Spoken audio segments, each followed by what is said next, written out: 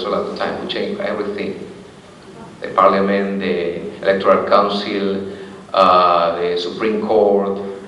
It was not a social revolution, just a change that was necessary to go ahead, to build a new country.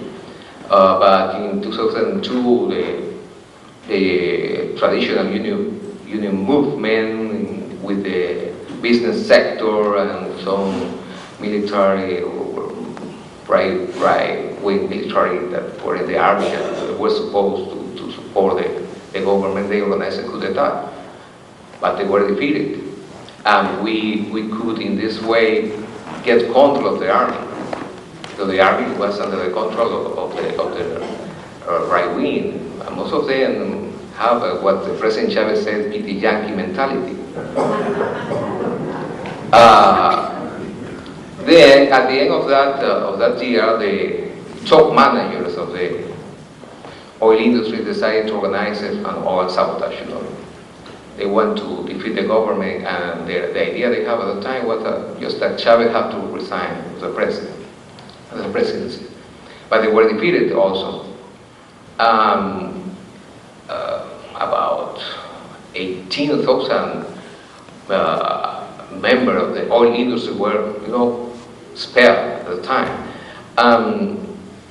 We get the control of the oil industry in 2002. And 2003, 5 years after President Chavez became president. So it was a very difficult process. It was not easy.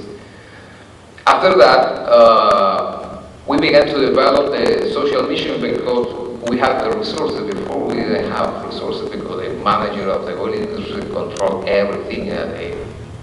They have a complete control of the economy of Venezuela. At that time, the government could manage to have the control. We began to develop processes of inclusion. So because about 60% of the Venezuelan people were poor. They didn't have access to education, they didn't have access to health, they didn't have access to housing. There are a lot of exclusion in Venezuela. We began to develop this process of inclusion.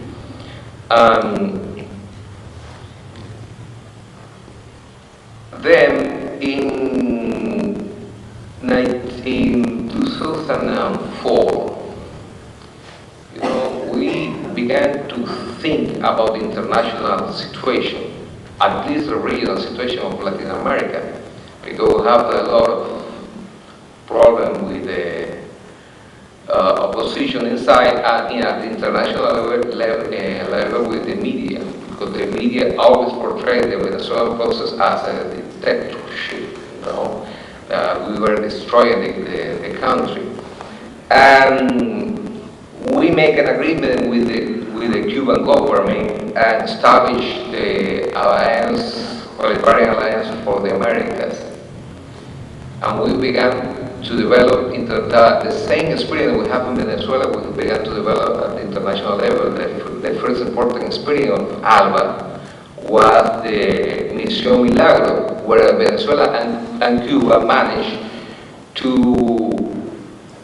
offer eye surgery to poor people in all the Latin American countries free. You don't have to pay anything. A lot of people went to Cuba or to Venezuela and they got free surgery. This process showed in a very practical way the meaning of socialism. It's nothing, at that time, it was nothing theoretical, some ideas, or some writing, some old books talking about revolution. It was something that we have to do because we have a need. We have the resources and we have the power to make a decision. And we know what we have to do. So, but we are doing or making decisions, depending on the situation, the relation of power, the opposition, internal opposition, the international situation, and we're going ahead in this sense.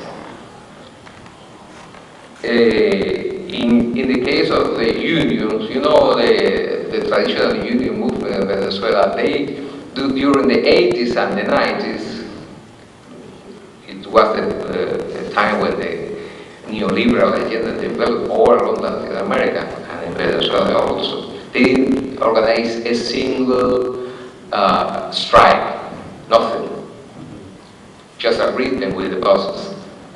But from 2001 to 2002, they organized 4 national strike against the government. So that showed that the union, the trade union movement, the traditional official trade union movement, didn't have an idea of what they were, of the interest of workers. They only thought on themselves as a kind of elite sector of society.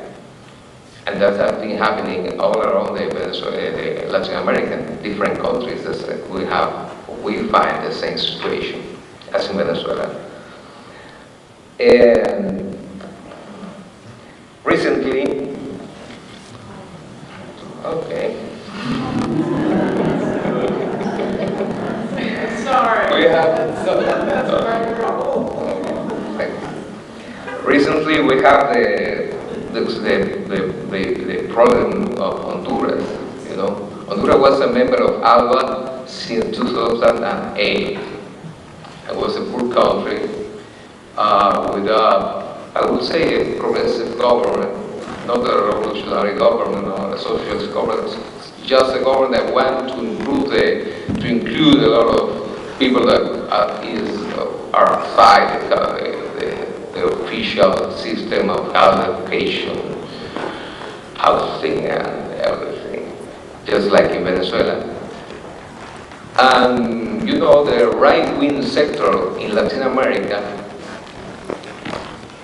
and in North America, they are looking for a way to recover the control, the power they have been losing the last year in Latin America. And you know, I think that they just look in the map, Latin American map, and they thought, well, you know, the easy case in Honduras. We should try with Honduras to see what happens. And that's what we have right now in Honduras. It's just like a kind of experiment of the right sector of our society to see if they can find a way to counterattack the progressive sector in Latin America. So we have to take into account this situation, and we have to work very hard to promote the interests of the people in Honduras and to fight against this dictatorship that tried to be presented as a kind of constitutional government. The same happened in Venezuela, because you know the Supreme Court of Venezuela, when they coup d'etat in 2002, they say that there were no coup d'etat in Venezuela, the Supreme Court. Nothing, because they kind of gap of power, something like that. And well, thank you very much for